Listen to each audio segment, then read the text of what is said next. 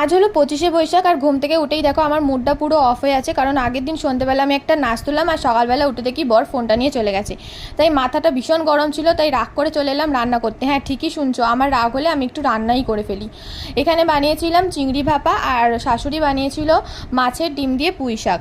তারপর খেয়ে দিয়ে আমি একটুখানি ফাইনালি রেডি হলাম, কারণ আমি ভাবলাম যে দুপুরবেলায় ভিডিওটা বানাই নাচের, সকালবেলার থেকে ভালো হবে। তো আমাকে কীরকম দেখতে লাগছে সবাই অবশ্যই কমেন্টে জানিও আমাকে কীরকম লাগছে।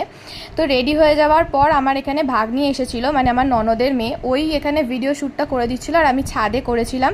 আর এই দেখো আমার ছোট্ট একটা নাচের ক্লিপটা আমি দিলাম।